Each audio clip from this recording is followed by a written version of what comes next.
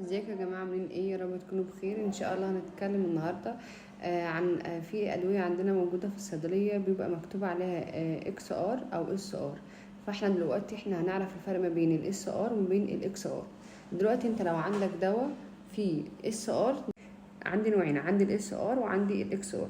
الاس ار ده عباره عن ان الدواء بتاعي ده اسمه سستيند ريليز، يعني الدواء بتاعك عشان خاطر لما تدخل عندك في الجسم بياخد وقت شويه عشان خاطر يحصل له عمليه ايه، ان هو يعني الامتصاص بتاعه يتحسن. تمام. طب انا عندي بقى سستيند ريليز ده بياخد حوالي مثلا الجرعه بتاعته ممكن تبقى مرتين في اليوم.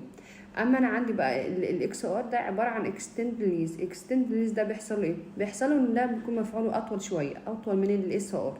ده بيحصل يبقى ممكن تاخده عندك مره واحده في اليوم ويفضل معاك طول اليوم بس شغال، يعني الامتصاص بتاع الدواء ده عندك في جسمك ويفضل عندك شغال طول اليوم. طب انا عندي النوعين دول بقى يخلوا عندي الدواء بتاعي ده بيشتغل عندي جوه الجسم بالراحه خالص، تمام، عشان خاطر يطولوا مده المفعول بتاعه ومده الامتصاص بتاعته تبقى في يعني في اقصى امكانيه عندي. تمام. آه هل انت بقى ينفع تبدل عندك دواء اس ار باكس ار؟ يعني لو دواء مكتوب عليه اس ار بدواء مكتوب عليه اكس ار، لا، يبقى انت كده غلط. انت عشان خاطر تعمل كده انت لازم تاخد راي الدكتور بتاعك.